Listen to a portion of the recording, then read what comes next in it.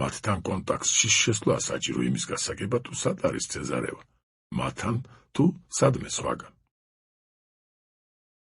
გორა მუდმივი გამყინვარების ზოლს გადმოსცდა. კიდევ ვიარა და მდინარე ვახი სწორედ მე-80 მერიდიანზე გადმოჰკვეთა. კარგი, ახლა რა დარჩა? უნდა გადავიარო ობი, მერე ავიარო ვასიუგანი და მივადგე ომის სათავეებს. ამ რუკის თანახმად ბევრი არაფერი მანძილია, მიუხედავად შეფერხებებისა, გრაფიკი თითქმის არ დარღვეულა. რაც დაირღვა აღვადგინეთ. იმაზე, რაზეც შევწყვიტეთ ფიქრი. ომის დასაწყისი არ იყო? კი, ევროპაში რომ ომი დაიწყო, იქ შევჩერდით. არა, რა ავიხირე, რეპრესირებულთა შვილი ვიყავი. მერე რა რომ სამხედრო ბილეთში მესამე რანგის თადარიგის სამხედრო ტექნიკოსობა მეწერა და წითელი ტალონიც იყო ჩაკრული. ჯარში წაყვანის წინ ამოწმებდნენ. არ მერგებოდა. უკეთ ვთქვათ, ჩემისთანებს ჭირიანივით იშორებდნენ თავიდან. რამ წამიყვანა და ჩვენს ოჯახში რომ შეხედულება იყო დამკვიდრებული, უომარი კაცი რა კაციაო. იმან გამოვემშვიდობე ჩემს საცოდავ დედიკოს. ისე იყო ენერგია გამოცლილი, დასაწყლებული და დაბნეული, რომ საწინააღმდეგო სიტყვა არ წამოსცდენია. რეაგირებაც კი არ ქონია. მივადე კი სამხედრო კომისარიატს, ჭიჭიკო კეცხოველს. იმ დიდი კეცხოველების ერთ-ერთი ვაჟი იყო. სამხედრო პირი, კომისარიატის რომელიღაც განყოფილების უფროსი. შემდგომში მაღალი ჩინის გენერალი. უნდა წამიყვანო მეთქი. მარიგა მეხვეწა კიდეც, არ გერგება, უკანონობას ნუ ჩამადენინებო, არ დავიშალე. არ დავიშალე და საქაღალდი და რაღაც საბუთი ამოხია. პირადი საქმე ერთი თაროდან თუ ოთახიდან მეორეში გადაიტანა და ორთაჭალაში რომ დიდი სკოლა იყო, იქ ამოვყავი თავი.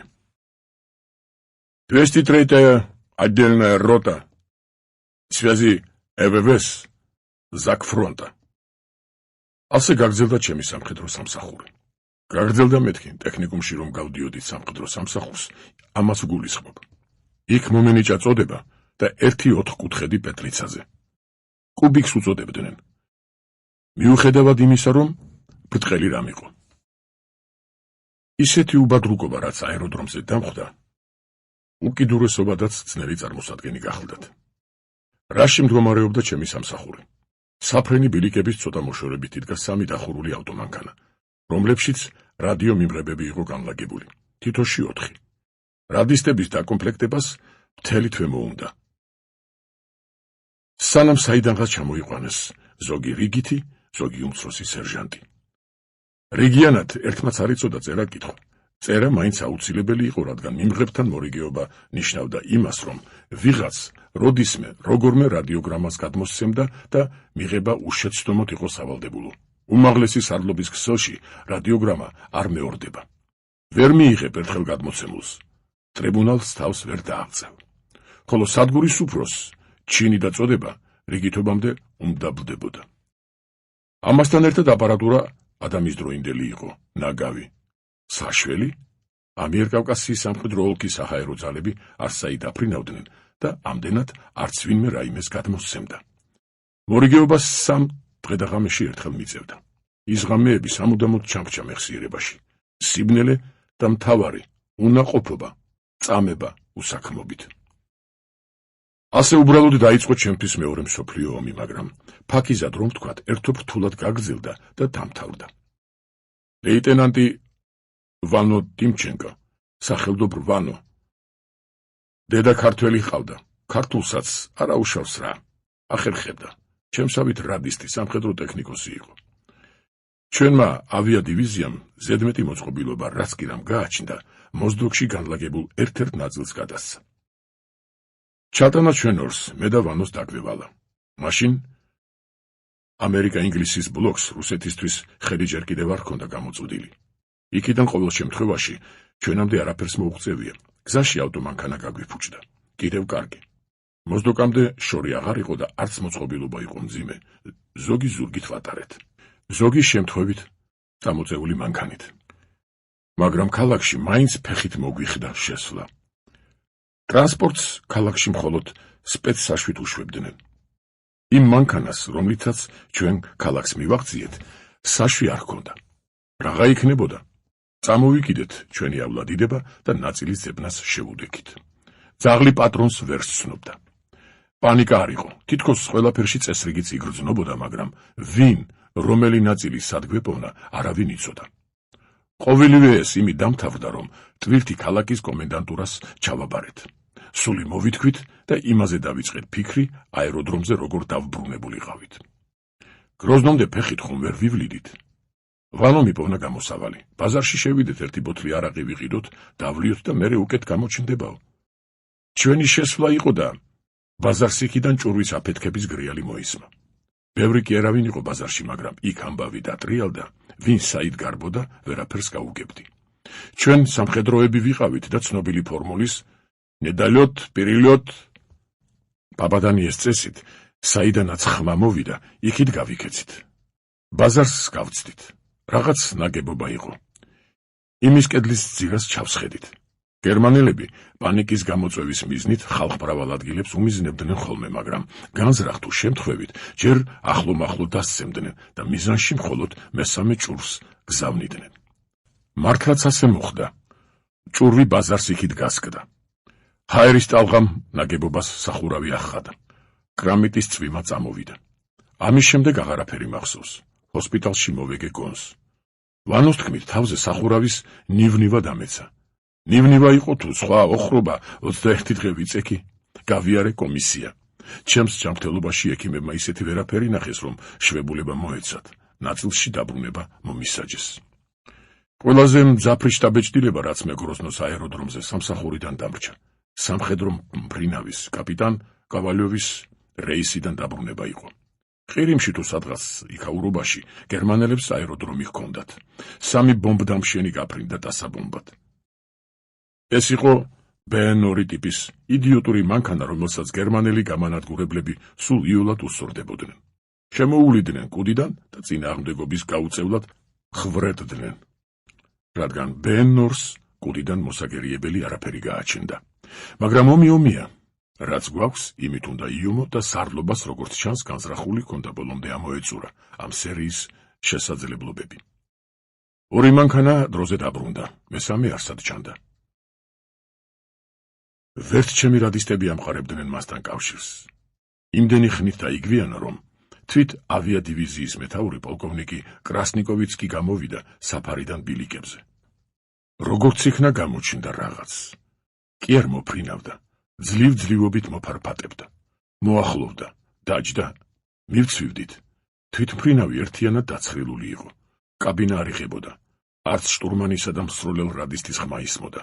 ესენი დახოცილები იყვნენ. ბოლოს ჩავამტრიეთ ხუფი. კაპიტანმა კავალიოვმა წაილუღლუღა. დავსვიო და მოკვდა. ჰოსპიტლიდან მობრუნებიდან 2 თვისა თუ თვენახევრის შემდეგ ასაბნიაქში გამომიძახეს. ესე იგი საგანგებო განყოფილებაში. Почему вы скрыли, что ваши родные враги народа, а еще родственники за границей? Потому что я счел нужным воевать. Из-за каких соображений? Судите сами. С аэродрома перебежать к фашистам возможно? Ясно ведь? Хотелось воевать, вот и все. Чекистма патарахнас ихуча да митра. Получено указание. Отбудете в распоряжении штаба фронта. Что ж, придется вам без меня воевать. მომცა რაღაც ხუთგზის დალუქული კონვერტი, ყველას გამოვემშვიდობე, მათ შორის ავიადივიზიის მეთაურ პოლკოვნიკ კრასნიკოვსაც. გაღიზიანებული დამხლა, ერთადერთი სიტყვას თქვა, ვაიაკი. ეს უდაოდ ჩეკისტების მისამართით იყო ნათქვამი. ჩავედი შტაბში, ვისთანაც უნდა გამოვცხადებულიყავი. არ დამხვდა. ტელეფონში ვდგევარ, ველოდები. კაპიტანმა ჩამიარა, საქაღალდეები ეჭირა. ძალიან ნაცნობი სახე და იერი ჰქონდა. თავადაც დამაგვირდა. როცა დაბრუნდა, მკითხა, აქ რატომ დგახართო? ხმაზე ვიცანი, ხედვითი მეხსიერება დაბადებიდანვე უხეირო მქონდა. ამის გამო ბევრჯერ უხერხულ მდგომარეობაში ჩავარდნილ ვარ. ქართულად კითხე, თქვენ ძია ვიქტორ ბარნაბიშვილი ხომ არ ბრძანდებით მეთქი? თავადაც მიცნო. ვისაუბრეთ, პაკეტი გამომართვა. წავიდა. ეს კაცი მამაჩემ ერეკლეს ძმაკაცი. ეკონომისტი, ჩვენს ოჯახში მრავალგზის ნამყოფი იყო. 37-ს რაღაცნაირად გადაურჩა, თუ არ ვცდები, იმხანად სხვა რესპუბლიკაში მუშაობდა და არმიაში მობილიზაციით მოხვდა. 100 თუ ისე 2 საათის შემდეგ ჩრდილო კავკასიის ფრონტის შტაბს კავშირის უფროს ლეიტენანტად მოვევლინე და ფორმა სამხრეებითაც დავიმშვენე. ახალი შემოღებული იყო სამხრეები, წითელ არმიას საბჭოთა არმია დაერქვა. ჩემი მოვალეობა იყო სხვადასხვა გზავნილების მიტან-მოტანა და მქონდა ხანდახან ფრიად საშიში გზებითაც. ძია ვიქტორმა ერთხელ ასეთი რამ მიამბო. ავლაბრის ხიდებთან მარცხენა მხარეს რომ რესტორანია, იქ ვისხედით მამაშენი ერეკლე, რამდენიმე პოეტი და იეთიმ გურჯი. 1934 თუ 15 წელია. ღამის 3 საათი იქნებოდა. იეთიმმა ჩვენსავით შეკეიფიანებული იყო. გვითხრა, ახალი სიმღერა მაქვს, ვიმღერებ და წავიდეთო.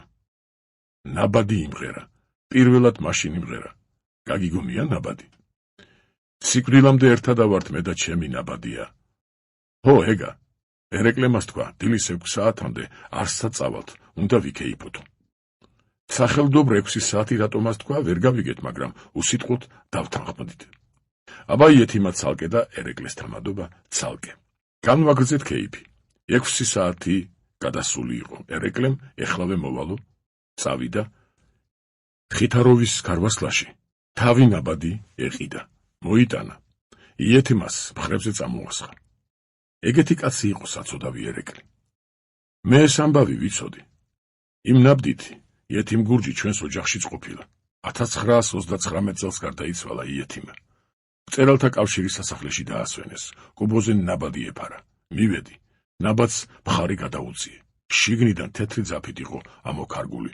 ერეკლეს ნაბოძები ვარ. ესაც ვიცოდი.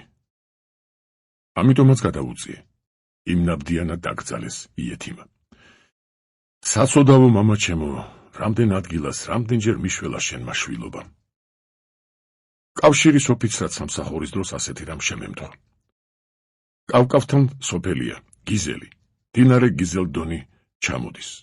გიზელდონთან გზა სწორი კუთხით სამხრეთისკენ უხვევს, კავკასიონის კედლისკენ და ოსებით დასახლებულ მთის ბოლო სოფელში მთავრდება.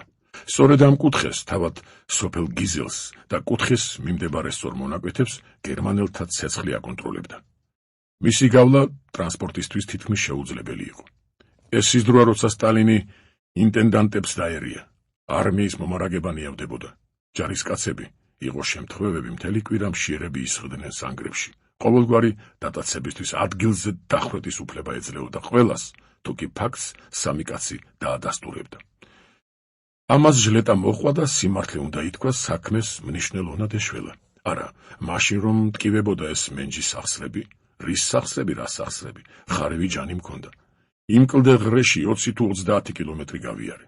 დილის 5 საათზე ჭობანის ხეობაში შტაბს მივაგენი. პაკეტი დანიშნულ დროს ჩავაბარე. კი არ ვიარე, ღმერთმანი, ვირბინე. ვინ დამიჯერებს? ო, კავკავიდან 3 კილომეტრზე, ანუ ჯერ კიდევ იმ მონაკვეთზე, რომელსაც გერმანელთა ცეცხლი ვერ სწუდებოდა. კაპეპე იდგა. საკონტროლო პუნქტი. მოტოციკლით ვიყავი, მძღოლად ყაყაჩოსფერი რიგითი ბორშჩოკი მყავდა. შლაგბაუმთან გავაჩერეთ, გადავხდი. პლანშეტიდან საშვი ამოვიღე. კაპეპესკენ გავემართე. გუშაგმა მომაძახა, ტყუილად ირჯები არ გაგიშვებენო. მაინც იმედი მქონდა, როგორმე გავძლებოდით. ისეთი რა ცეცხლი უნდა ყოფილიყო. ახალგაზრდა კაცი ასეთ რამეებს მაინც და მაინც დიდად არაფრად აგდებს. შევედი ხუხულაში. კაპეპეს უფროს საშვი წარუდგინე. არც დახედა. ვერ გაგიშვე, ბრძანება არისო. რანაირად არა უხსენი, რით არ ვარწმუნე. პაკეტიც კი ვაჩვენე. პაკეტი, რომელიც მოწინააღმდეგის საცეცხლე წერტილების განლაგების გეგმას შეიცავდა. ბრძანება, იძულებული ვიყავი და უმორჩილებოდი. ფეხით უნდა მევლო მთამთა და კლდე ღრეზე. რაღა იქნებოდა გამოსვლა დავაპირე, გვერდიდან ოთახიდან ხმა მომესმა. დავარი სტარში ლეიტენანტ, ვაიდიტი სუდა. შევედი. ერთი ბეწო ოთახი იყო, 2 ადამიანი დამხვდა. ერთი მაიორი, მეორე სამხრეთ ჩამოგლეჯილი, გამარშემოხსნილი ზემდეგი, გაფითრებული იდგა, ერთიანად კანკალებდა, ერთიანად თავით ფეხამდე. პატბიშიდი, მიბრძანა მაიორმა. სარკმლის რაფაზე ქაღალდიიდო. წავიკითხე. ოქმი იყო რომ ამ ზემდეგმა ვიღაცა გლეხს ნახევარი ტომარა კომბოსტო მისცა და 9 ლიტრი რახი გამოართვა. ეს ნიშნავდა, რომ მაიორს ზემდეგი უნდა დაეხვრიტა. ერთი ხელის მოწერა აკლდა. Уари втки. При этом я не присутствовал, подписывать не стану. Вы не верите мне? Вы не выполняете приказ старшего по чину? Я вас расстреляю.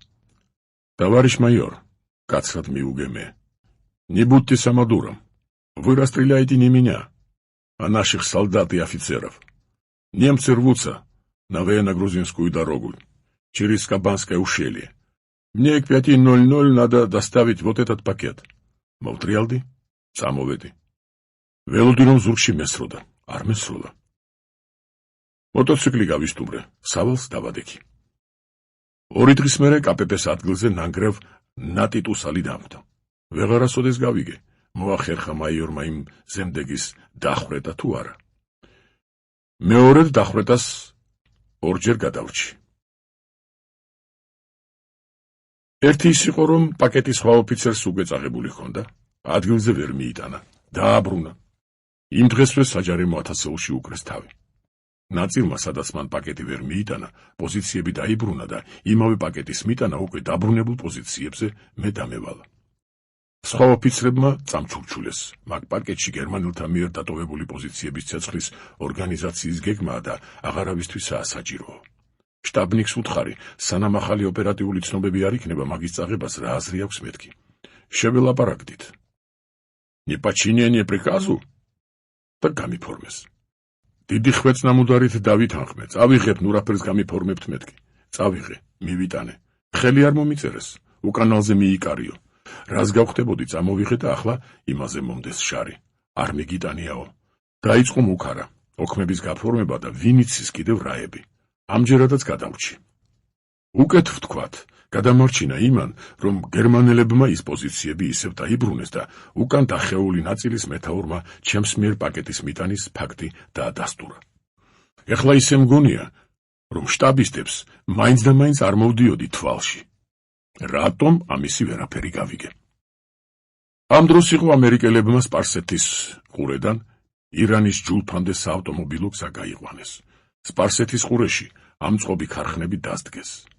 ზღვით ტვირთი მიჰქონდათ, ნაწილებად დაშლილი ავტომანქანები, იარაღი, ამუნიცია, სურსათ სანოვაგე. დაიძრა არნახული დახმარება, ყოველივე საქართველოს სამხედრო გზით უწყვეტ ნაკადად მიემართებოდა ჩრდილოეთისკენ. ძია ვიქტორმა კიდევ ერთხელ მიპატრონა. გამომგზავნა თბილისში, აქედან ჯულფაში, სატრანსპორტო კოლონების მეთაურთა კურსებზე. ეს ნიშნავდა იმას, რომ ამერიკელებისა და ინგლისელების მიერ სპარსეთის ყურეში ზღვით მოტანილი იარაღი, საკვები პროდუქტები, თვით სატრანსპორტო საშუალებები დატვირთული დიდი ავტომანქანების კოლონები უნდა მეტარებინა ჯულფიდან თუ თავრიზიდან ჩრდილო კავკასიამდე.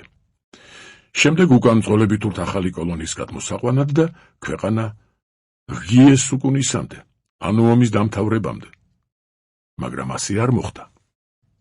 ჩეკისტებმა акац мипოვნეს და ფორმულირებით списать как неправильно призванного შიმ გამომისტუმრეს. არ ვუნდოდი, ძალად მაცხონეობა აღარ ვიკისრე. იმ სამსახურმაც ბლომად გონს სასეირო რამეები დამიტოვა. თუ მგზავრები ყავდა, ისინი კი იქაური სამხედრო კომენდანტების თხოვნით ხშირად გვისხდებოდნენ, განსაკუთრებით თავრიზსა და ირანის ჯულფაში. დამგზავრებულებს საბაჟო საბჭოთა ჯულფაში უნდა გაევლოთ. ერთ-ერთ რეისზე ირანის ჯულფის კომენდანტმა ვიღაც კაცი დამისვა. ამ კაცს დიდი ჩანთა ჰქონდა. გაახსენინეს 200 ცალი ხელთათმანი აღმოაჩნდა. ქალისა უმაღლესი ხარისხის, ყველა მარჯვენა ხელისა. მებაჟეები შეყოყმანდნენ, ეს კონდიციური საქონელი არ იყო. დაბეგრას არ ექვემდებარებოდა. მოქალაქე ინგლისისა გახლდათ. კითხეს, რად გინდათ, რისთვის მიგაქვსო? მარჯვენა ხელთათმნების პატრონმა დამტრეული რუსულით უთხრა, რა ვიცი? არც ვიცოდი შიგრა იყო. მოსკოვში საელჩოს მუშაკს უნდა ჩავაბაროო და საამისო საბუთიც აჩვენა. დარეკეს მებაჟეებმა სადღაც. დაუბრუნეს ხელთათმანები და წამოვიყვანე. ის მგზავრი. მახსოვს იმ მანქანაზე მყავდა, რომელიც ამერიკული თეთრი ლობიოს ტომრებით იყო დატვირთული. ტომრებზე ძალიან ლამაზი ასოებით ეწერა ალაბამა 1903 წელი. 40 წლის წინანდელი მოსავლისა გახლდათ. წარმოგიდგენიათ, მესამე თუ მეოთხე გზობაზე ირანის ჯულფის კომენდანტმა ვიღაც ქალის წაყვანა მთხოვა. დავსვი. საბჭოთა ჯულფის საბაჟოში იგივე განმეორდა. ოღონდ იმ განსხვავებით, რომ ამ ქალს ჩანთაში 200 ცალი მარცხენა ხელთათმანი ჰქონდა, როგორც იმ ინგლისის მოქალაქეს მარჯვენები. მაგრამ საბაჟოს ბრიგადა იყო სხვა. ამათ არავისთვის დაურეკავთ. გამოატანეს სხვა ტვირთიანი მანქანები, ბარე 100 იყო.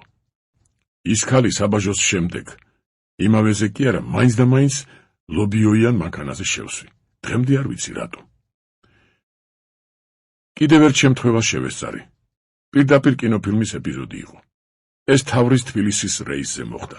თავრისში, არ ვიცი საგანგებოდ გააკეთა მათმა კომენდატურამ თუ დამთხევა იყო. სათაო, ანუ იმ ფორდის ძარა, რომლის კაბინაში მე უნდა მჯდარიყავი. მხოლოდ ნახევარზე იყო დატვირთული და ისიც მერხებს შორის. თავისუფალ ნახევარში 3 მგზავრი ჩამისვეს. ერთი ასე 40 წლის ქალბატონი, მეორე ამავე ასაკის მამაკაცი და ერთიც ახალგაზრდა კაცი. ირანის ჯულფის საბაჟომ არ გაგვაჩერა. აუტანელი სიცხე იყო. ძარაში ავედი. ახალგაზრდა კაცის მეტმა რუსული არავინ იცოდა. ამას გავესაუბრე, რომელიღაც დიპლომატის შვილი აღმოჩნდა. საბჭოთა ჯულფის საბაჟოზე უკვე ისეთი წესები იყო, რომ დამგზავრებულები საბაჟოში კი არ შეჰყავდათ. მებაჟეები თავად ამოდიოდნენ ხოლმე ძარაში. ახალგაზრდას ვაცნობესაცა ჯულფაში მივალთ, მებაჟეები ამოვლენ მეთქი. ამოიღო პატარა ძალიან ლამაზი ხალიჩა, მოკეცა და ზედ დაჯდა. სალოცავი ხალიჩა არის უმაცნობა. მებაჟეებსაც ასე უთხრა, თავი დაანებეს. ქალსა და კაცს მიმართეს, საბაჟოსთვის წარსადგენი ნივთები ხომ არაფერი გაქვთო.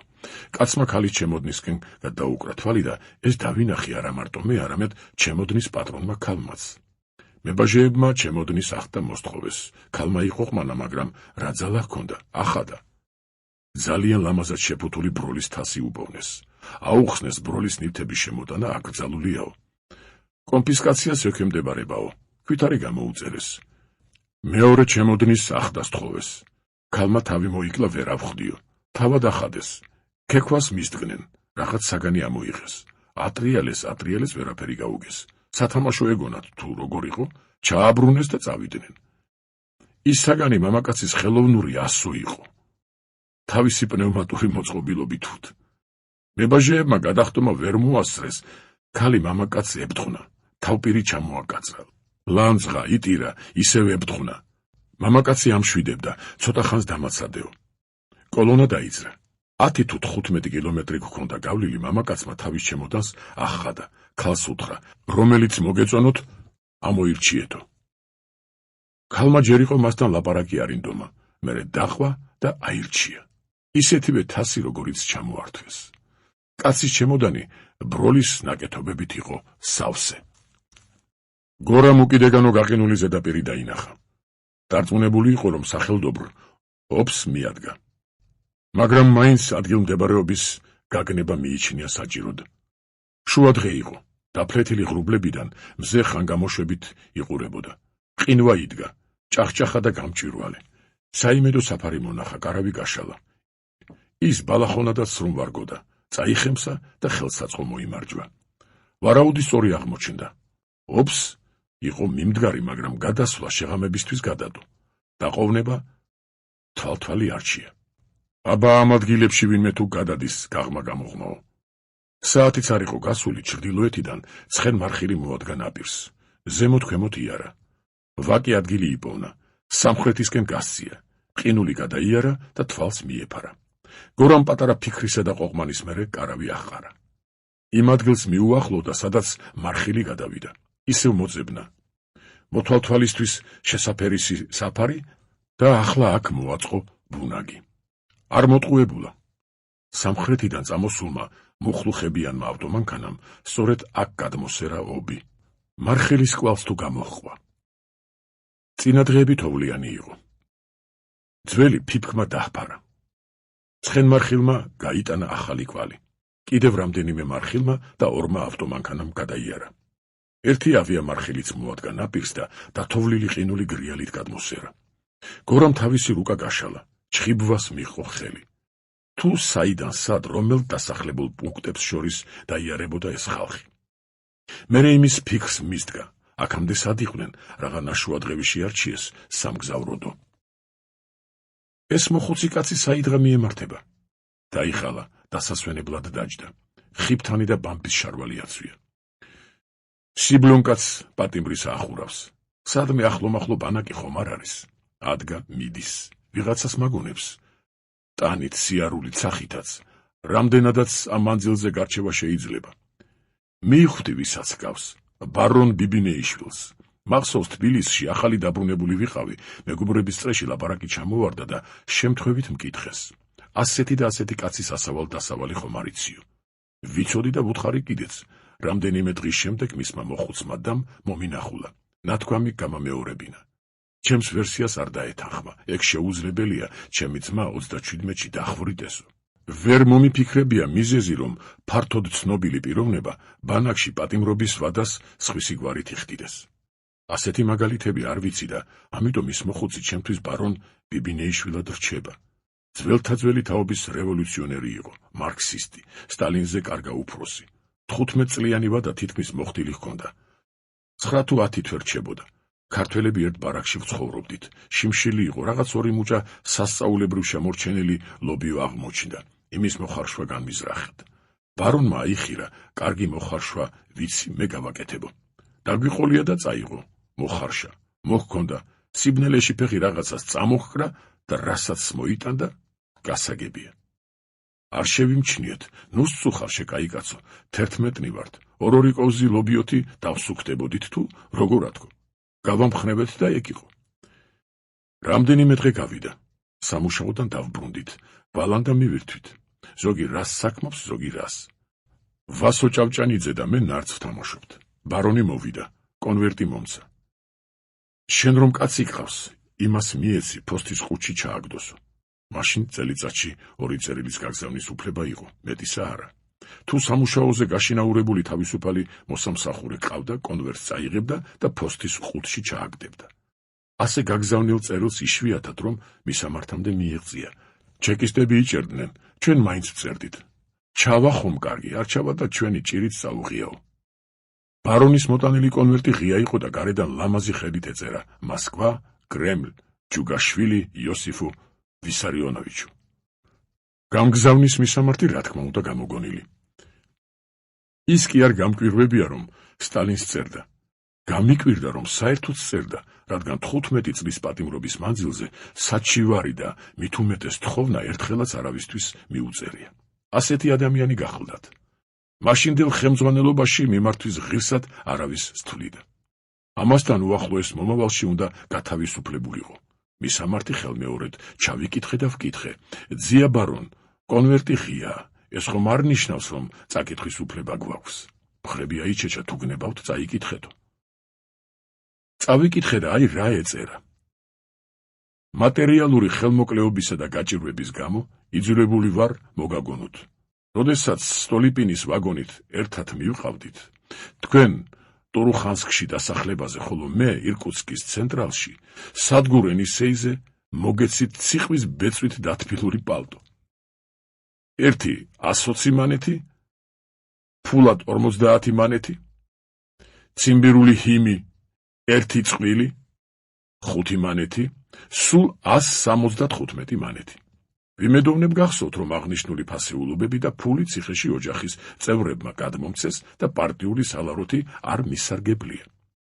გთხოვთ დამიბრუნოთ ვალი მაშინდელი კურსის გათვალისწინებით. ბარონ ბიბინეიშვილი, თარიღი. პირი დავაღე და ამასობაში წერილი სხვებმა გამომართვეს. დიდი დავაკამათი ატყდა. ზოგი ამბობდა, მაგ წერილის გაგზავნა და საგანგებო თათბირისგან დამატებითი პატიმრობის ვადის მიღება ერთიაო. სხვები პირიქით, სტალინმა რა იცის, ზიხარ თუ დგახარ, უნდა უსათუოდ გაუგზავნოო. ერთი სიტყვით, დილით წერილი სამუშაოზე გავაპარე და იმავე საღამოს ფოსტის ყუთში ჩაყურყუმალავდა. თვე გავიდა თუ თვე ნახევარი. ისევ საღამო ხანია, ზედამხედველები შემოვიდნენ. ბარონს უთხრეს, ჩაიცვი წავიდეთო. უბარხანოდ წაიყვანეს. გრიშა გოგოლაძე ტერიკონზე აბობყდა. ამბავი მოიტანა, ბნელით ესე იგი დახურული მანქანით წაიყვანესო. ეს რამდენადმე გასაკვირი იყო, რადგან როცა უბარხანოდ მივყავდით, ან ზონაში შემოსულ უფროს წყუროდა ჩვენთან პაემანი, ან იშვიათ შემთხვევაში ადმინისტრაციის ზონის გარეთ შენობაში ვინმე ჩამოსული უფროსი გვიხმობდა. ორივენაირი გამოძახება საკმაოდ უსიამოვნო მოვლენად ითვლებოდა. რა ჭირი უნდათ? ბარონ ბიბინეიშვილი 2 თვის თავზე დაბრუნდა. დასვენებული, მოსულიერებული იყო. ამას იქით, რასაც ვიხსენებ, მისი მონაყოლია. ამაყი ღირსეული პიროვნება გახდა ჩვენი მოხუცი. მისგან სიცრუე ისევე არავის გაუგონია, როგორც ვთქვათ, უზრდელობა, უფროსების წინაშე ქედის მოხრა თუ თავისი მდიდარი წარსულით ტრაბახი. საყოველთაო ნდობითა და პატივისცემით სარგებლობდა. მათი მხრიდანაც კი, ვინც ყველანაირი კომუნისტისა და ყველა შეფერილობის კომუნიზმის აქტიური მოძულე იყო. ეს ბარონმა თავისი პიროვნული თვისებებით დაიმსახურა. ამბავი კი ასეთი მოიტანა.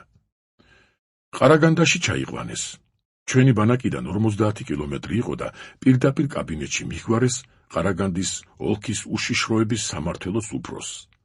წესისამებრ ვინაობა, ნასამართლობა, დაბადების წელი, პატიმრობის ვადა ჩაუბულბულა. სკამზე მიუთითეს დაბრძანდითო. ორნი იყვნენ სამმართველოს უფროსი და ყაზახეთის უშიშროების მინისტრი. ამ თისა იმ თისა და მოულოდნელად შეეკითხნენ, მიწერ მოწერა ვისთან გაქვთო? არავისთანო, მტკიცედ მიუგო ბარონმა. რამდენიმეჯერ გაუმეორეს, სიმართლეს თქვიო. 28 წლის ვიყავი უკანასკნელად რომ ვიცრუე, თავისაზე დადგა მოხუცი. ეს ვისი დაწერილიაო? ნიშნისგებით კითხა უფროსმა და კონვერტი დაანახა. ჩემიო. აკი მიწერ მოწერა არავისთან მაქვს და ბოლო სიცრუე 28 წლისამ თქვიო. როგორ არ გცხვენიათ ამხნის კაცს, რამდენი შრომა დავხარჯეთ მე ჩემისთანებმა და მაგ ადრესატმა, რომ თქვენთვის და თქვენისთანებისთვის წერა-კითხვა და რუსული ენა გვესწავლებინა. არაფერი გამოვიდა. მიწერ მოწერა იმას ქვია, როცა თქვენს წერთ. პასუხს გწერენ და ეს მრავალგზის მეორდება.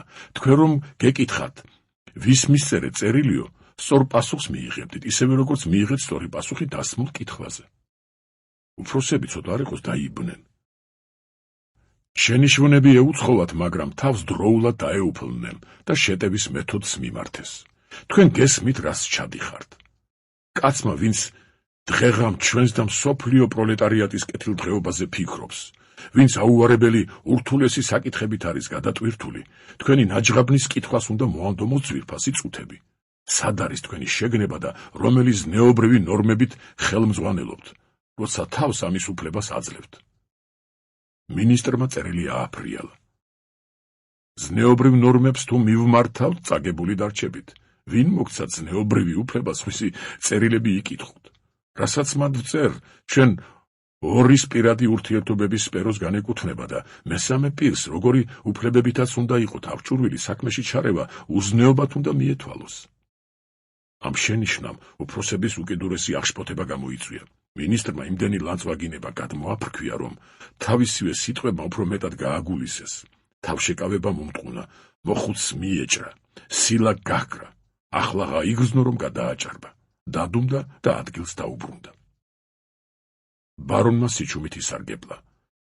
რაღაც შეიცვალა. სილაკი ნაზი იყო. რაიმე დირექტივა მიიღეთ? მე თქვენთან მასლაათს მორჩი. გაგზავნეთ ეგ წერილი, უსიამოვნებას ნუ გადაეყრებით. თუმცა უსიამოვნებები არც გაგზავნის შემთხვევაშია გამორიცხული. კარგად ბრძანდებოდეთ. ბარონმა ისეთი რამ მოიმოქმედა, რაც პატიმრობის მსოფლიო ისტორიის მანძილზე არავის გაუბედია. ადგა და კაბინეტიდან გავიდა. ამ თავხედობამ უფროსები საბოლოოდ დააბნია. მისაღებში ატუზული ზედამხედველებიც ღრმა საგონებელში ჩაცვივდნენ, რადგან ვერ გაეგოთ რა ხდებოდა, არავითარი ბრძანება არ მიუღიათ, თუ სად წაეყვანათ პატიმარი და საერთოდ წაეყვანათ თუ არა საითმე. უფროსებისთვის ბარონის წერილის პრობლემა მართლაც საჩოთირო გახლდათ, წინწყალი ჰქონდათ და უკან მეწყერი. გაეშვათ წერილი ვაითუ მოსკოვის უშიშროების ორგანოები ყალბზე შემდგარიყვნენ და აქაურობისთვის ეშმაკები მიესიათ. არ გაეშვათ და იქნება გამწყრალიყო ღმერთი, სტალინს რაიმე გზებით გაეგო, წერილი დამიკავისო და მთლად უარესი. გონებრივი შესაძლებლობებით საფიქრებელია, ვერც მინისტრი დაიტრაბახებდა და ვერც მისი სამმართველოს უფროსი, მაგრამ ღმერთს, ღმრთისა და კეისარს კეისრისაო, სიმართლე უთქვამთ. ერთმაცა და მეორემაც თავისი საქმე ბრწყინვალედ იცოდა. ამიტომ ჭირვეული მოხუცის ფსიქიატრიულ საავადმყოფოში გამწესება გადაწყვიტეს. ეს ჯერ კიდევ ის დრო იყო, როდესაც ფსიხუშკებში ნამდვილ ავადმყოფებს სამკურნალოდ, ხოლო სიმულაციაში ეჭვმიტანილებს შესამოწმებლად გზავნიდნენ. საგიჟეთში გაშვება, როგორც რეპრესიის სახეობა, თუ არ ვცდები, ბრეჟნევის დროინდელი ოინია. უფროსებს ბარონის ფსიქიკურ წყობაზე მართალი ცნობა სჭირდებოდათ. თუ ფსიქიატრები დაადასტურებდნენ, რომ ბარონი ნორმალურია, წერილი გაიგზავნებოდა. თუ დასწერდნენ ავადმყოფიაო, ამის მიზეზებით აღარ გაგზავნიდნენ თავი ქუჩში, სული 64-ში. მიიყვანეს ბარონი და მთავარი ექიმიდან დამლაგებლამდე ყველა დარწმუნდა, რომ პაციენტი არამცნო ნორმალური პიროვნება იყო, არამედ ფსიქიკური სისაღის ეტალონადაც კი გამოდგებოდა. დაუწერეს ცნობა, გაუგზავნეს უფროსებს და მოიყვანეს საღსალამათი ბარონი საყვარელ და მშობლიურ ბარაკში. ცნობის წადილით სულ აკაცკაცებულ ძმაკაცებთან. კიდევ ერთ თვეში ბარონი ბუღალტერმა გამოიძახა და აცნობა კრემლის სამეურნეო სამმართველოდან 175 მანეთი ჩაგერიცხათო. არ ამგონია ბელადთან შეუთანხმებლად ვინმე სამგვარი ნაბიჯის პასუხისმგებლობა ეკისრა. წინააღმდეგ საყოველთაოდ მიღებული სიკვდილის თარიღისა ვამბობ, რომ საბანაკო სამყაროში ბარონ ბიბინეიშვილად ცნობილი პიროვნება 1952 წლის ზამთარში გათავისუფლდა პეშჩანლაგის მეხუთე განყოფილებიდან დაბა დუბოვკაში. გარეთ 2 თუ 3 დღეზე მეტი არ უცოცხლია. უეცრად გარდაიცვალა. დაიმარხა ხაზინის ხარჯზე. საფიქრებელია არაქრისტიანული წესით. მას როგორ იქნებოდა, ღმერთი არც თავად სწამდა და არც დამმარხავებს. საერთოდ უფრო გონსასეირო ადგილებში არ უმჯდარვარ, ვიდრე კარაგანდის ბანაკები იყო. რას არ ნახავდა, რას არ გაიგონებდა და თუ საკმაოდ გამოცდილება არ ჰქონდა, რაში არ გაეხვეოდა კაცი. არა ჯერ ჰასან ბადრ ფარვის ფურისა ვთქვათ. ბანაკში თუ დაგვა დაწმენდა ხეხვასა და ენა ჭარტალა მოყაყანე პატიმრების იზოლატორში შემწყდებას მიჰყობდა ხელს ადმინისტრაცია. ნიშნავდა, რომ ხვალ თუ არა ზეგ რაღაც კომისია უნდა მობრძანებულიყო და არა მარტო იმის შესამოწმებლად, თუ როგორ ასრულებს ადმინისტრაცია სამშობლოს მიერ დაკისრებულ მოვალეობებს, არამედ პატიმართა კონტინგენტში არსებული განწყობილებების დაფიქსირებისთვისაც, რაც საჩივრების მოსმენითა და გასაუბრების მეთოდებით ხორციელდებოდა ხოლმე. ამას პატიმრებისთვის სასარგებლო როგორიმე შედეგი არასოდეს მოჰყოლია. ეს პატიმრებმა კარგად გააცნობიერეს და კომისიებთან საუბარი სერიოზული შედეგებისთვის გამოიყენეს. 2 ან 3 პატიმარი ოპერ წმუნებულის, ანუ პატიმრების უპირველესი მტრის ქებას დაიწყებდა, მაშინ როცა მისი მოშორება იყო სასურველი. Он у нас один человек. მაგას ამათში არავინ სჯობსო. თუ ამ შეფასებას სხვა პატიმრებიც დაუკრავდნენ კვერს, ასეთი ოპერწმუნებული 1-2 კვირაში სხვაგან გადაჰყავდათ. ეს პატიმრების მიერ წინასწარ დაგეგმილი ოპერაცია გახლდათ. შესაძლოა კომისია ამას ხვდებოდა კიდეც, მაგრამ ყოველი შემთხვევისთვის მიჰყავდათ. სასაცილო კი ის იყო, რომ კომისიასთან სასაუბროდ ახალი გამოუცდელი პატიმრები გროვდებოდნენ. იყო ერთი ჩივილი და მზარეულების ლანძღვა. ზედს იპარავენ, მარილს აკლებენ და ასეთები, ვითომ ამ კომისიას გულაგის დაარსებიდანვე გამეფებული ქურდბაცაცობის აღკვეთა შეეძლო. ასეთ საჩივრებს კომისია დუმილით პასუხობდა. ერთი კურიოზის შემსწრე თავად ვარ. კომისიის თავმჯდომარე გენერალი და მომჩივანი ორთავენი ბლუ აღმოჩნდნენ. იცვალა ერთმაც და მეორემაც. ერთმანეთისა ვერაფერი გაიგეს. დამსწრე პატიმრებს და რა დასამალია მეც მიუხედავად იმისა, რომ კარგა მანძილიდან ვისმენდი ამ უნიკალურ დიალოგს, სიცილი აგვივარდა. გენერალს ეგონა დამცინის ეს მამაძაღლიო და ბლუ პატიმარი გვარად კვაშა. იზოლატორში სულ მკლავების გადაგრეხითა და მუჯლუგუნებით მიაბრძანეს. კაცო, ფარვის ფურზე დაიწყე და საიწახვედი. ხო, ფარვის ფური. მაგრამ ერთი აუცილებელი რამეს უნდა ვთქვა. ინტრიგან ყაყანა პატიმრებს იზოლატორში კომისიის მოსვლამდე რამდენიმე საათით ადრე ჰკეტავდნენ და ასე რეპრესირებულებს მისი წასვლისთანავე ათავისუფლებდნენ. საცუდავი კვაშა იმ ინციდენტის შემდეგ მოყაყანეთა რიცხვს მიაკუთვნეს და დარწმუნებული ვარ, რომელიმე კომისიასთან ურთიერთობა მას აღარასოდეს აღირსებია. ფარვისფურია რა. შორი ახლო დგევარ, კომისიის გარშემო კარგა მოზრდილი ბრბოა მოგროვილი. იმ ბრბოში ძველი პატიმარი, ერთი ან ორი თუ იქნებოდა და ისიც იმისთვის, რომ კომისიის წევრთა ლაპარაკიდან რაიმე მაინც შეეტყვი იმისა, თუ რა ხდებოდა ქვეყანაზე საერთოდ, გულაგსა და აქაურ სამმართველოში. რას გაიგებდი, მაგრამ ეს კი იყო, რომ ბრბოში ყველაზე გამჭრიახ პატიმრებს ვნერგავდით. ფარვისფური, კარგი რა, მათქმევინე, რაც საჭიროა. ბრბოს ერთი ახალმოყვანილი მაღალი წარმოსადეგი, ცხადად აღმოსავლური ტიპის პატიმარი მიუახლოვდა. ერთხანს ისმინა. პაუზა მოიხელთა. ბრბო გაარღვია. კომისიის წინაშე წარს დგა და გენერალს აღმოსავლურ აქცენტიანი რუსულით კითხა. გრაჟდანინ გენერალ, я живой. გენერალს გონებამ დროზე ვერაფერი მოაწოდა, ამიტომ კარგა მოზრდილი შეყოვნების შემდეგ თქვა: Ну, что ну, я живой. Ну, живой, а что? Во-первых, кто вы? Старший лейтенант Шахиншахской военной авиации, летчик-истребитель, гражданин Ирана Парвиспур Хасан Падр. Вот теперь понятно, ткице წარმოსთქვა გენერალმა. ალბათ იმიტომ, რომ დაიჯერა ცოცხალიაო. ამ ბოლო ნათქვამის მნიშვნელობა დარწმუნებული ვარ, თავად გენერალმაც ბუნდოვნად იცოდა. ჰასან ბადრ ფარვისფურმა უბიდან გაკეცილი გაზეთი ამოიღო და გენერალს კითხა: თუ ცოცხალი ვარ, თქვენი გაზეთი რატომ წერს მკვდარიაო? ეს ბოლო ცნობაა, მოქალაქე გენერალო. ადრე თქვენი გაზეთის წერდა, ჩვენ ასეთი კაცისა არაფერი ვიციდო. ფარვისფურმა უბიდან მეორე გაზეთი ამოიღო, გენერალს გაუწოდა.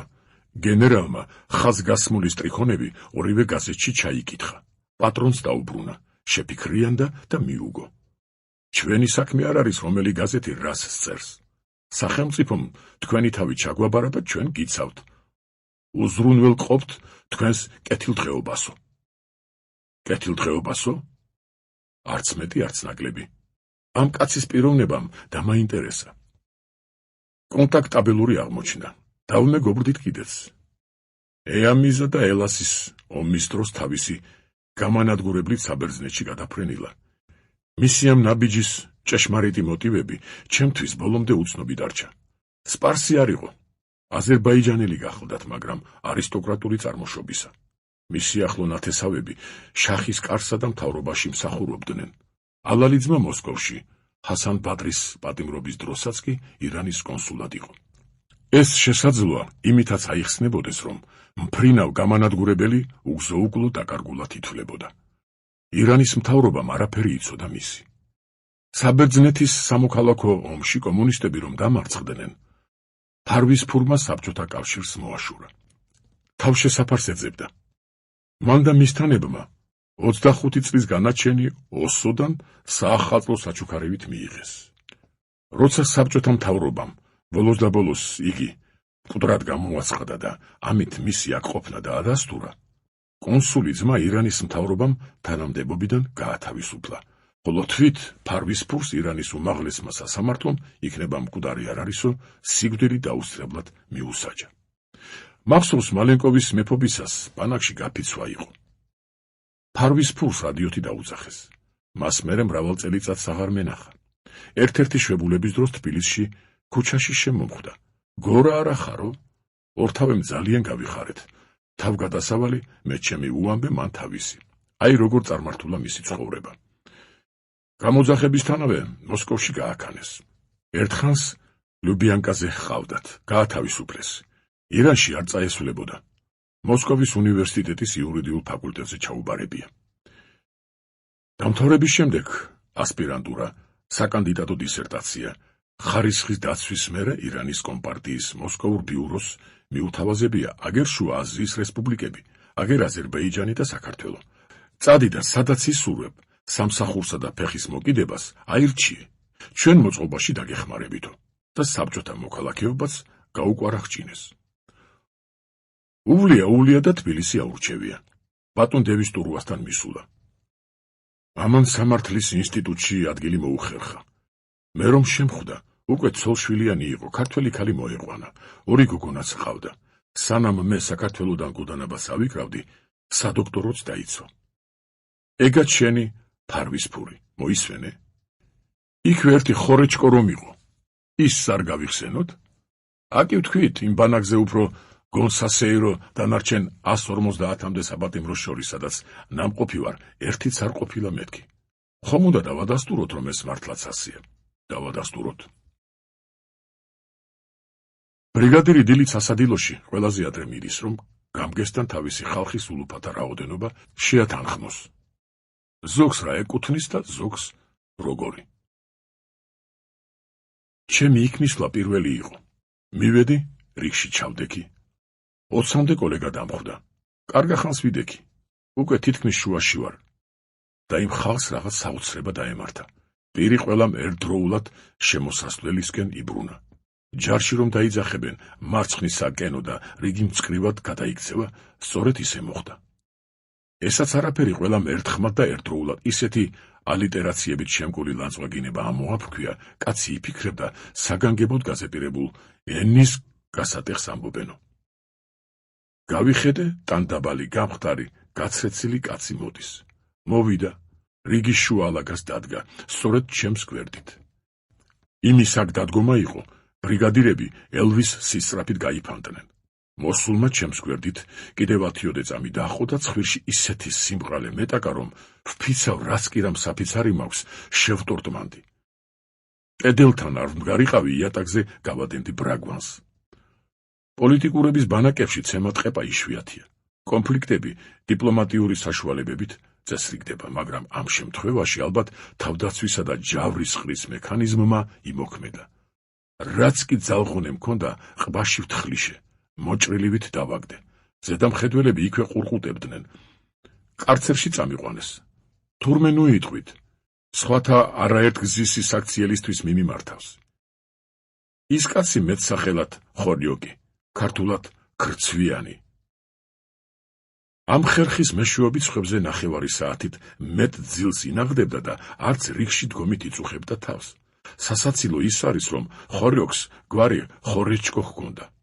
ერთი თვისა თუ თვენახევრის მოყვანილი იყო, ჩემსავით ბრიგადირად მუშაობდა. თავისი ხრიკი პირველსავე დღეს წარმატებით გამოუყენებია, მაგრამ როცა მეორე დღესაც იგივე ჩაიდინა, ვიღაც გამწარებულს ყბაში უთავაზებია. მოწყობარი კარცერში მიუბრძანებიათ. რა ვიცოდი? ამ მიმართებით ადმინისტრაციის ლოგიკა შემდეგნაირია. დაგიშავეს რამე, ხელყოფა აკრძალულია. მოგვახსენეთ, დავსჯით. ხორეჭკო ავადმყოფია. თავს ვერ იკავებს, რა ქნას? გახსოვს, ვიღაცამ უთხრა, ავადმყოფი თუა წაიყვანეთ და უმკურნალეთო. ეგ ჩვენი საქმეა ომიუგეს. მახსოვს როგორ არა? ხორეჭკოს მეთოდიკა ნახე. თავიდან იმას მიაღწია, რომ ვინც წინასწარ იცოდა მისი მოსვლისთანავე რაც უნდა მომხდარიყო, ისინი უსაფრთხო მანძილზე შოგდებოდნენ იქაურობას. ამიტომ როცა სარკმელთან ურიგოდ მისვლა გაინაღდა, თავის ხერხს მხოლოდ ახლების საქმეში ჩაუხედავი კაცების მიმართ იყენებდა. ასე რომ ამჯერად მისი ოპუსი ჩემი მისამართით იყო შესრულებული. ნაწარმოები სახელდობრ მე მომიწყונה. რა გინდა პატიოსანი კაცი იყო? ზურგს უკან არაფერს სჩადიოდა. მოვიდოდა, ყველას თვალწინ დემონსტრატიულად იზამდა და წავიდოდა. ზოგი ჭირი მარგებელიაო, კარცერში ტიპი დამხვდა, ალფონს ერქვა. ამისთანა მახინჯი და პირუტყვის, გარეგნობისა, სხვაგან ძნელი სანახავია და არც ვინმე მსგავსი შემხვედრია. ასე 21-22-ისა იქნებოდა. დაბალი ტანისა, დიდ თავა, მსუქანი, საოცრად ჭორფლიანი, სახეზე რაღაცნაირი ბურთულები ჰქონდა. თხილის ოდენა, წერა-კითხვის უცოდინარი იყო. ხელის მოწერის გარდა არაფერი იცოდა. ბელორუსიის რომელიღაც მიყრუებულ სოფელში მაღაზიას ღამის დარაჯად სდგომოდა. ერთ ღამეში ტყეში გასულები დასხმიან. ალფონს გაუკოჭავთ, მაღაზია გაუძარცვავთ. ალფონსის ბრალდება ის იყო, თავი წინასწარ შეთანხმებით გააკოჭინაო. ალფონსი ჩუმი კაცი იყო და ერთთავად გაუნძრევლად იჯდა. ამ სიტყვის პირდაპირი მნიშვნელობით. თუ მხედველობაში არ მივიღებთ მის გამოხდომებს, ზუსტად სამ დღეში ერთხელ, ერთსა და იმავე დროს, ნავახშმევს, მოატრიალებდა თავს ჩემკენ, დამაცქერდებოდა და მკითხავდა. А коммунистия когда будет? სახელდობრ ასე. სადმე გაგონილი ექნებოდა კომუნიზმი და ციხეში გაიგონა ამნისტია. ეს ორი სიტყვა გააერთიანა. განთავისუფლებას დაუკავშირა და თავი დაირწმუნა, რომ აი დღესვე თუ არა ხვალ დილით უსათუოდ გამოცხადდება კომუნისტია. ხორეჩკოს ამბავი არ უნდა დაასრულო? ეგ სხვა ბანაკში იყო. მერე რა, თავიდან მოუბრუნდეთ. ბარე მაქვეს თქვი. ოზიორლაგის ამ ბანაკში ახალი 2 თუ 3 დღის მიყვანილი ვიყავი. ნაბდის ჩექმაზე ლანჩა ამძურა. სახარაზოში შევედი, ვიღაც იჯდა. თავჩაღუნული მუშაობდა. მოვახსენე რისთვისაც მივედი. ამომხედა. ხორეჩკო, ყბაში რომ ვთხლიში მას მერე ბარე 5 წელიწადი იყო გასული. არ გამოვემცნაურე, არც ხორეჩკომ შეიწუხა თავი. საქმე გადასდო. დაჯექი, მომიცადე უნდა ვისაუზმოო. დავჯექი. ჩაიდანი თუხტუხებდა. კოვზივით რაღაცა ჰქონდა ზედ, ცოტაოდენი შაქარი დახარა. ღუმელში შეღო, დასწვა. ჩაიდანში ამოურია, ფერი მზად არისოს თქვა და კარადიდან კოლოფი გადმოიღო. ხუფი ახადა, კარაქი იყო. მერე ჩაი დაისხა, დაატკბო, პური მოიჭრა, სახარაზო დანა ბარწაღზე მოისვა და პურის ნაჭერს თითის სიმსხოდ წაუსვა კარაქი. სწორედ თითის სიმსხოდ. ძალიან საგულდაგულოდ უსვამდა. თითქოს ეს სიყვარულებაო. ამას რომ მორჩა, დანის ხუით, პურს თურამ კარაქი ეფინა, გამოხვეტა და საკარაქეში ჩააბრუნა. შავი პური იყო, ნასვეტებიანი. კარაქი ნასვეტებში ჩარჩა. ჭორფლავით აღქონდა. ხორეჩკომ ერთი კიდევ მოათვალიერა, ნაჭერი გადმოაბრუნა, მოკბიჩა და ჩაი ანუ დამწვარი შაქრით შეფერილი წყალი დააყოლა. ნამუშევარში სამმანეთიანი მივეცი და ვკითხე, კარაქი რომ ჩააბრუნე, მესმის დაზოგე, მაგრამ პური უკუღმა კარაქით ქვემოთ რატომ მიირთვი მეთქი. ხორეჩკომ ამომხედა და მითხრა, გადაბრუნებულს რომ სჭამ, კარაქი პირდაპირ ენას ხვდება. გემრიელიაო. ასე 4 საათისთვის ნაკადი შეწყდა. თუ ნაკადი შეიძლება ეწოდოს 10-მდე კანტიკუნდ ტრანსპორტს. ზამთარი იყო. ამ განედებში ადრე ღამდებოდა. გორა თავისიავლადიდების აშლადაბინავებას, მდინარეზე გადასვლის სამზადის შეუდგა. ყველაფერი ააგროვა, თხილამურებზე შედგა, ციგა გამოიბა და ფერდობს ჩაყვა. მარხილებისა და მანქანების ნაკვალებზე სიარულს ვარაუდობდა. ასე უფრო ადვილი იქნებოდა იმ სიგანე ყინულით გაღმა გადასვლა. ფონი უკვე ახლო იყო, როცა ავტომანქანის ხრიალი მოესმა. ჩაწვა. ხმაზე იყურა. სანამ მანქანის სილუეტი თუ ლანდი დაინახა, პირდაპირ მისკენ მოძრაობდა. ბორცვი იყო, ნამტრევი ყინულისგან აზვინული, გახოხდა, ზედ ბორცვზე მივიდა. მიიხედა, საიმედოდ თუ ვარ ჩამალულიო, ციგას ბალახონი შეხსნა, წაიფარა და გაყუჩდა. მანქანა ნაპირს მოადგა, უკვე ხმელზე უნდა ამოსულიყო, მაგრამ რატომღაც გაჩერდა, თეთრი ნივა იყო, ახალ-თახალი. გორა საფარიდან გასცქეროდა, ლამობდა გარკვეულიყო, რატომ გაჩერდა ავტომანქანა. ვინ ან რამდენი მგზავრი იჯდა, შიგ ვერ დაადგინა.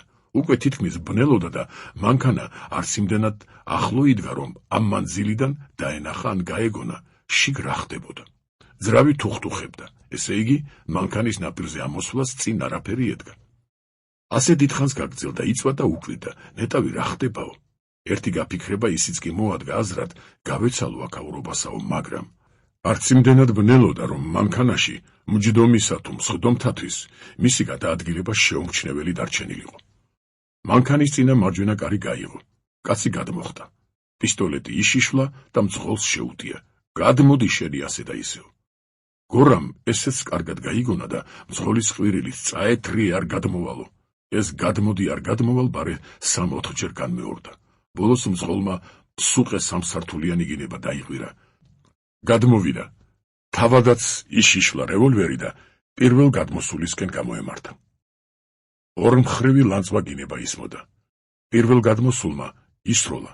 მძღოლს იარაღი ხელიდან დაუვარდა, კუნესას ლანძღვა გინებას მოხვა და პატარა ხანს მერე გაქվავდა. კულელი დაიძრა. წოლიარის თავს წაადგა. ეტყობოდა მეორე ტყვის დახლას აპირებდა, მაგრამ ყოყმანობდა თუ სხვა რა მიზეზი იყო. იდგა აქეთ-იქით იყურებოდა. გორამ თოფის საკეტი ჩახსნა. მკვლელს დაუმიზნა, მაგრამ ამან იარაღი ქურქის ჯიბეში ჩაიდო. ადგილს მოსწყდა. სადაც იჯდა, ის სავარძელი გადმოსწია. უკანა სავარძლიდან კარგა მოზრდილი შავი ფუთა გადმოიღო. თანამგზავრს ისევ თავს დაადგა და პისტოლეტი დაუმიზნა.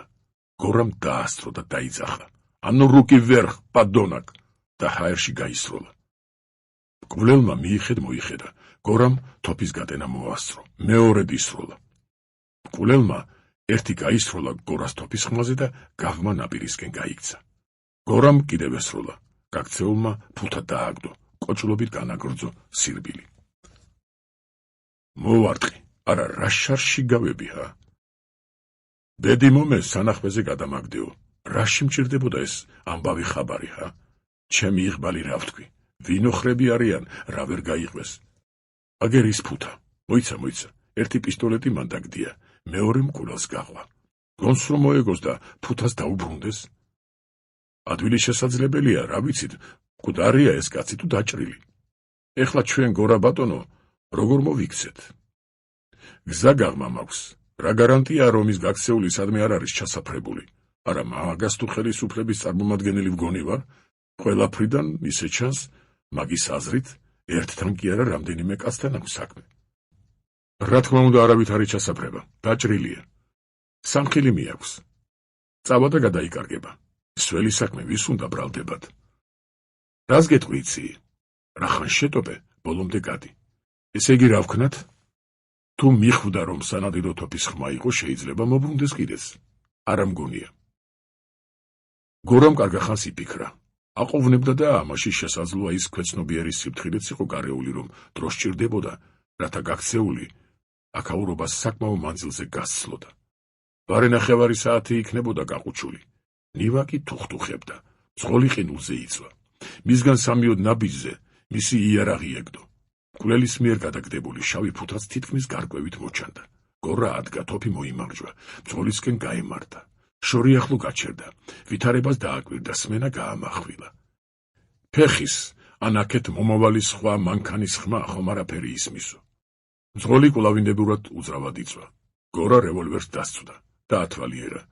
ბელგიური ვალტერი იყო. ქამარში გაირჭო. წოლიარესთან ჩაცუცკდა, მაჯა გაუსინჯა, მერე მანქანასთან მივიდა, ძრავა ჩააქრო. გასაღები ჯიბეში ჩაიდო. თავის ადგილსამყოფელს მიაშურა. ცოტა ხნის შემდეგ თავის ბარხანიანად წოლიარესთან დაბრუნდა. ისევ გაუსინჯა მაჯა და ჭრილობის ძებნას მიჰყო ხელი. საკვირველი ჭრილობა იყო. ტყვიას იღლიის ქვეშ ტყავი გაეტანა და ისე გასულიყო სამშვიდობოს, რომ სხვა არც რაიმე დაუზიანებია. ნეკნები კიდეც თუ აღმოაჩნდებოდა დაზიანებული ჭრილობა სიცოცხლისთვის არავითარ საშიშროებას არ წარმოადგენდა და გორას ეჭვი შეუჩნდა, ეს კაცი თავს იმკვდარუნებს თუ მართლა გონი აქვს დაკარგულიო. სააფთიაქო მარაგიდან სახვევების ამოღება მოუხდა გორას. მარლა რამდენიც წამოიღო, იმდენივე ჰქონდა. ბამბა და იოდიც. ჭრილობები დაუმუშავა, როგორი შესაძლებლობებიც გააჩნდა და გაიფიქრა. ამოდენა გზა გამოვიარე, როგორ მოხდა რომ იოდი, ბამბა, მარლა და სახვევები არ დამჭირვებიაო.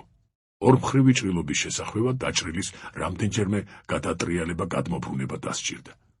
ამის გამო იყო თუ სხვა რა მიზეზით დაჭრილმა ამოიგმინა. ჩემი რევოლვერი სად არისო? გორამ არაფერი უთხრა. დაჭრილმა თვალი გაახილა. თავს წამომდგარი გორა აათვალიერ ჩამოათვალიერა, ისევ მილულა თვალები და ცოტა ხალს მერე ჰკითხა, ვინა ხარო? შენთვის როგორ ჯობს, ვინ გინდა რომ ვიღო? მიუგო გორამ. დაჭრილი სტუმდა. გორამ მარხილი მოიტანა. ავტომანქანას გამოაბა. დაჭრილს დასწვდა, მანქანის მარჯვენა კართან მიახოხა და უთხრა, ადექი მანქანაში ჩაჯექი, გადაგიყვან. დაჭრილს რეაგირება არ მოუხდენია. შეჯექი მეთქი თავს ნუიგდებ, გაიგე რაც გითხარი. დაჭრილმა კვლავ დუმილი არჩია. მაშინ გორამ თხილამურები მანქანაში შეალაგა, თოფიდან ტყვია ამოაგდო, დაცლილი იარაღი თხილამურებთან დააბინავა და იქით დაიძრა, სადაც გაქცეულმა შავი ფუთა დააგდო. უკვე ბნელოდა, ძებნა მოუხდა, იპოვნა, ასწია, იმ სიმძიმე აღმოჩნდა, რომ კინაღა მხედიდან დაუვარდა. წამოიღო, იწვალა. მანქანის უკანა სავარძელზე მოათავსა და მერე დაჭრილს უთხრა, ადექი მეთქი, თორემ დაგდოვებ. დაჭრილი წამოჯდა, ადგომა სცადა, ისევ ძირს დაენარცხა და წაილუღლუღა. მიშველე ბევრი სისხლი დავკარგე, თავად ვერ შევჯდები. გორამ ხელები შემოხვია. მძიმე იყო, ვერ შესვა. შენც თუ არ დამეხმარე, მარტო მე ვერ შეგსვამ. აბა გაინძერი, მიდი ყოჩაღად. დაჭრილმა როგორც ჩანს ვითარება სწორად შეაფასა. ძალა მოიკრიბა, შეჯდა. გორამ ძრავი ჩართო. ერთხანს ამუშავა, მანქანა დაძრა, საიდანაც მოვიდნენ, იქით მიაბრუნა. კვალზე დააყენა. ძრავი ისევ ჩააქრო. გასაღები გამოიღო, ციგა შეამოწმა, ხომ არ გადაბრუნდაო. საჭეს დაუბრუნდა და ძალიან ნელი სვლით გაუდგა ნაკვალევს. ცოტა ხანმა გაიარა. საით მიყევარ? მიმხრალი ხმით კითხა დაჭრილმა. საიდანაც მოდიოდით, მიუგო გორამ. ის სისხლი ვისია უკანა სავარძელზე. რა სისხლი, რის სისხლი? უფრო მარდად მიუგო დაჭრილმა, ვიდრე მოსალოდნელი იყო. თქვენ მესამე კაცი გყავდათ და სავარძელზე იმის სისხლია, რა უყავით? კაცად კითხა გორამ და თავისთვის გაიფიქრა. უადგილო ცნობის მოყარეობა ალბათ ყინული ჩასრეს, წყალში ჩაუშვეს. დაჭრილი გატრენილი იჯდა, მერე გორას უთხრა. იქით ნაპირზე არ მინდა დამხვდება. მე იქითა ნაპირზე მინდა, ისე მგონია აღარავინ დაგხვდება. დაჭრილია, ფუთა დააგდო და გაიქცა. ფუთა? შავი ფუთა, სად არის ფუთა? უკანა სავარძელზე გდია, სისხლიან სავარძელზე. მე ისევ ვფიქრობ, მაგის ადგილი იქ არის, სისხლიანზე. დაჭრილი მიბრუნდა, ხელის მოფათურება სცადა, ჭრილობა არ დაანება. არ შემიძლია, გადმოდე წინ, უთხრა დაჭრილმა გორას. ფეხებიც ხომ არ დაგბანო? მძიმეა, რა არის მაგ ფუთაში? რა შენი საქმეა? ზაღლი არა ხარ, ხედავ. სხვის საქმეში რატომ ერევი? არა, ვინ ხარ, რა გინდა? გამომიჩინდა, მშვიდობის მაძიებელი. ფუთა გადმოიღეს შენი. სუყე გინება ამოაყოლა. გორამ ხმა აღარ გასცა, ნელი სვლით მიდიოდა. კვალს მიხვებოდა და გაფაცისებით იყურებოდა მარჯვნივ და მარცხნივ. კვალიდან გადახვეული ნაბორბლარები შენიშნა. თავადაც იმ კვალზე გადაიყვანა მანქანა. ნაბორბლარი შეწყდა. ვიღაცას გაუგებარი მიზეზით გადაიყვანა მანქანა და ძირითად კვალზე გამოსულიყო. გორაც დაბრუნდა და გზა განაგრძო. მერე იგივე განმეორდა, მაგრამ აქ ნაბორბლარი ძველი იყო და წინა დღეების თოვლით დაფარული. რას შვები, რატომ დაბოდიალობ? იარე. იმ ჭრილს ვეძებ, სადაც თქვენ ნორმა იმ მესამე კაცის გვამი ჩაუშვით. რაში გჭირდება? რა ჭრილი, ვისი გვამი? გორამ გულიანად გაიცინა და მიუგო. ესე იგი მართლა მოგიკლავთ. ეს ფუთა იმ კაცისაა, მოკლულის. ქონება პატრონთან უნდა იყოს, გაიგე, რისთვის მჭირდება. რა არის მეთქი ფუთაში? თქვით, ორემ ფუთას ჩაუშვებ, შენს შიგ ჩაგაყურყუმალავებ და მანქანაც ჩემი იქნება. არა, ჩემ თოფსაც ჩაგაყოლებ, შენ ისეთი კაცი ჩანხარ, წყალქვეშა ნადირობა გეყვარება. თოფი აღარ მჭირდება, ბელგიური ვალტერი მეყოფა. დაჭრილი, ხმა გაკმენდელი იჯდა. ალბათ შექმნილ ვითარებაზე ფიქრობდა. კიდევ ერთხანს იარეს, კიდევ ერთი მარცხნივ გადახვეული ნაბორბლარი გამოჩნდა. გორამ გადაუხვია და ძალიან ნელა გაჰყვა კვალს. სიფრთხილე ჰკარნახობდა, ჭრილი თუა, ახალი ყინული არ უნდა იყოს შენიღბული და ყირა არ გადავიტანო შიგაო. რაღაც ამდაგვარი დაინახა. ძრავი ჩააქრო, გასაღები გამოიღო. მანქანის ანათურებით გაჩახჩახებულ ჭალს გაყვა. ჭრილი იყო სწორედ იმხელა, რომ კაცი ან ამ ზომის რაიმე საგანი ჩატეულიყო. ფრთხილად მიეპარა, ყოველ ნაბიჯზე ყინულის სიმაგრეს ამოწმებდა. კარგა სქელი საიმედო აღმოჩნდა. ჭრილში ახალმოკიდებული ყინული სიფრიფანა იყო, მაშა სადამე ჭრილიც ახალია. მანქანაში დაბრუნდა. უკანა სავარძლიდან ფუთა ძლივ-ძლივობით გადმოათრია, დაჭრილს მუხლებზე დაუდო, ჯიბიდან ვალტერი ამოიღო, საფეთქელზე მიადო და უბრძანა. გახსენი. ვერ გავხსნი, ხელი არ მემორჩილება, გახსენი მეთქი. გაუმეორა გორამ, მოკლა ვარ დაგინდობ. დაჭრილი დახვა, ეჭაჭკურა. შავ პოლიეთილენში საგულდაგულოდ რამდენიმე ფად გახვეული და ბაწრი ჯვარედინად შეკრული 4 კუთხედი რამ იყო.